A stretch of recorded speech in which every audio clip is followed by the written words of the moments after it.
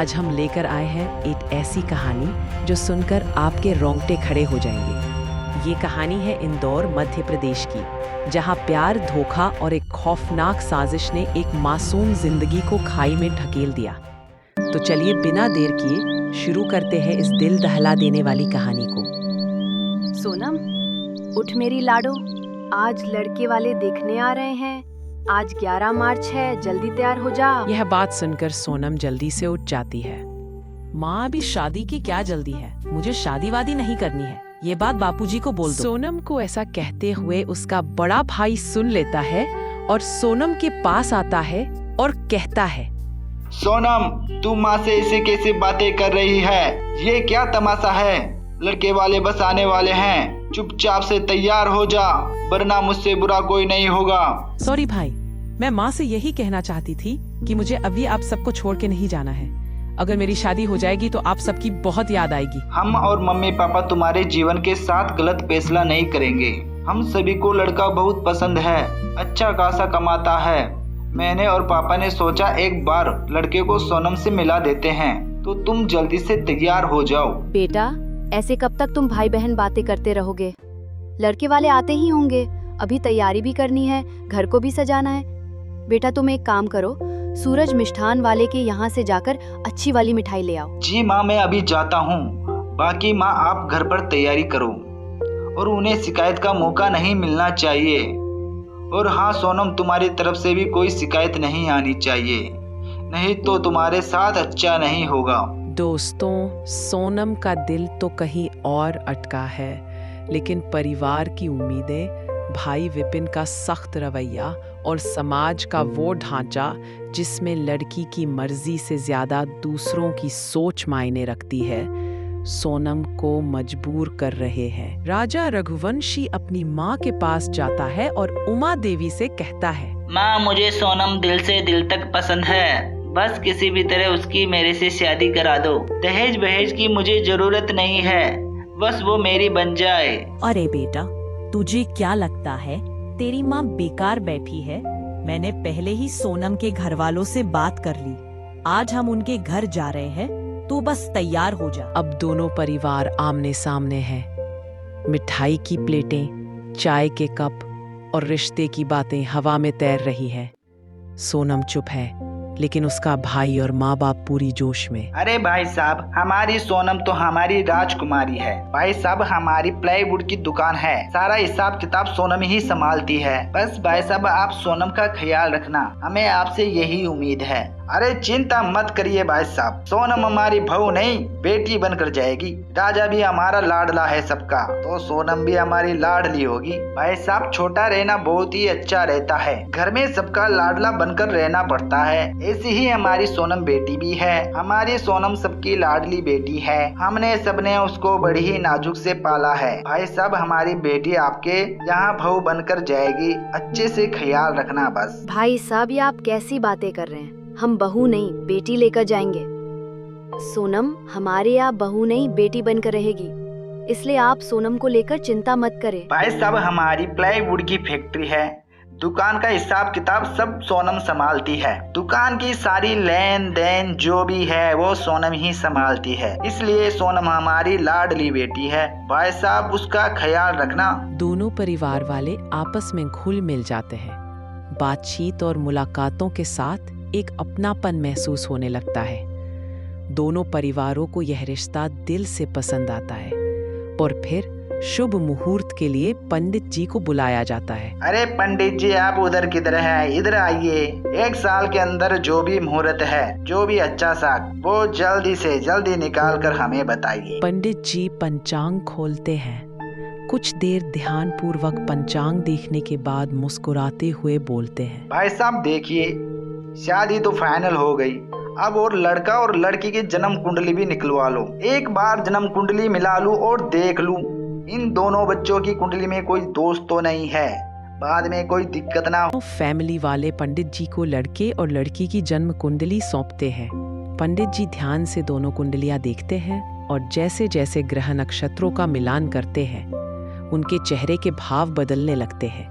कुछ पल बाद पंडित जी हैरानी में पड़ जाते हैं, जैसे कुछ असाधारण देख लिया हो। अरे पंडित जी, आप इतनी सोच में क्यों पड़ गए हो? बताओ क्या दिक्कत है? अरे भाई साहब, इन दोनों की कुंडली में बड़ा ही दोष है। शादी ज्यादा दिन नहीं चलेगी और किसी एक की मृत्यु निश्चित है।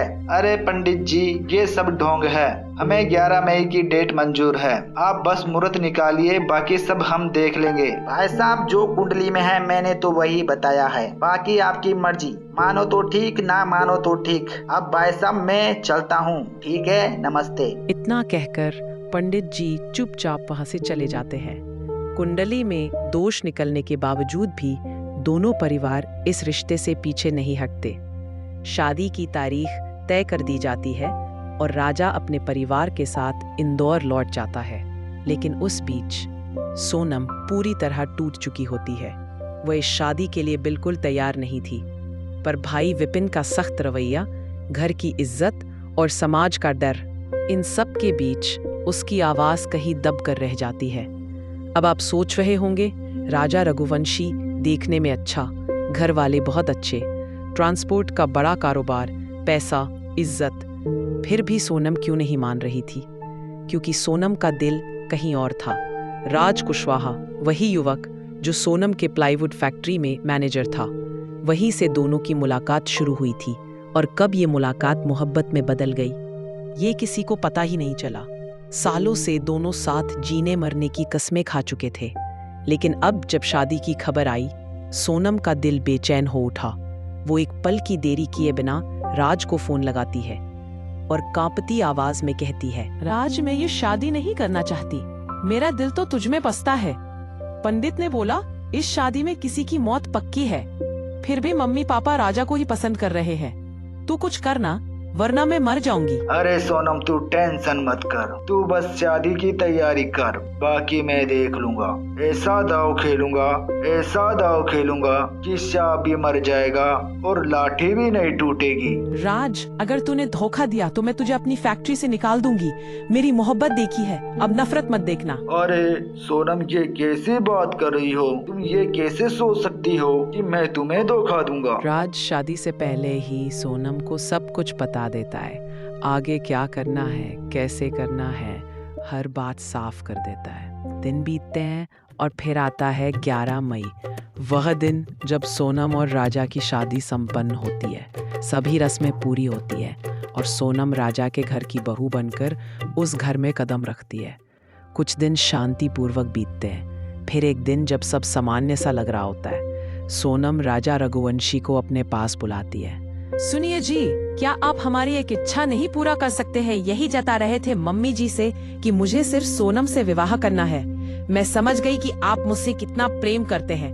मैं आपको मिल गई तो आप मेरी कीमत भूल गए। सोनम, तुम ये कैसी बातें कर रही हो? मेरे दिल में तुम्हारे लिए क्या किस्मत है ये मैं ही जानता हूँ। अच्छा जी, तो आप हमारी एक इच्छा पूरा कर दीजिए। हम दोनों लोग माँ कामाख्या के दर्शन भी कर लेंगे और अपना हनीमून भी अच्छे से मना लेंगे। प्लीज राजा जी। ठीक है सोनम, जैसा तुम्हें ठीक लगे। शादी के बाद सोनम राजा को हनीमून पर मेघालय ले जाती है। राजा इस लंबे सफर के लिए ज्यादा उत्साहित नहीं था, लेकिन सोनम ने उसे गुवाहाटी के कामाख्या मंदिर दर्शन का बहाना देकर मना लिया। इंदौर से मेघालय की दूरी लगभग 3000 किलोमीटर थी। एक लंबा और थकाऊ सफर। दोनों मेघालय पहुंचते हैं। ठंडी हवा, बादलों से घिरा आसमान और हरियाली से भरी वादियां।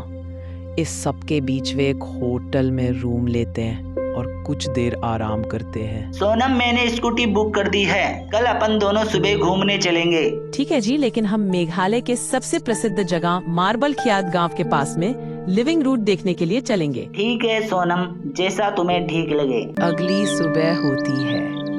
सूरज की किरणें पहाड़ियों पर उतर रही होती हैं और ठंडी हवा में ताजगी घुली होती है। सोनम और राजा मेघालय के मशहूर लिविंग रूट ब्रिज की ओर निकलते हैं।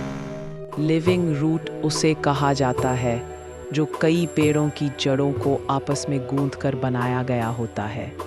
यह संरचना खासी समुदाय के लोगों की सदियों पुरानी तकनीक और धैर्य का प्रतीक है। सोनम और राजा दोनों उस अद्भुत जीवित जड़ों वाले पुल को देखते हैं। लिविंग रूट वृक्ष देखने के लिए टिकट खरीदना पड़ता है। सोनम, मुझे एक बात बताओ, तुम यहाँ पर पहले कभी घूमने के लिए आई हो? तुम्हें यहाँ की बहुत कुछ नॉलेज है। कॉलेज में टूर की तरफ से आई थी इस जगह को घूमने के लिए, इसीलिए मुझे बहुत अच्छा लगता है ये जगह। तभी मैंने डिसाइड कर लिया था कि मेरी जब शादी होगी तब हम हस्बैंड और वाइफ इस खूबसूरत जगह को देखने के लिए आएंगे। सोनम और राजा उस रात वही बिताते हैं। सब कुछ सामान्य सा लगता है। रात गुजर जाती है और फिर आती है 23 मई की सुबह। दोनों सुबह सुबह अपने होम स्टे से निकल जाते हैं, साथ में एक छोटा बैग, मोबाइल फोन और चुपचाप चलने वाले कदम।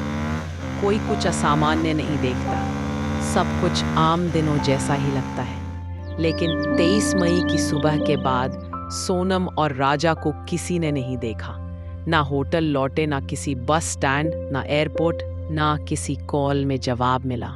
जैसे वे इस शांत पहाड़ी दुनिया में अचानक गुम हो गए हों।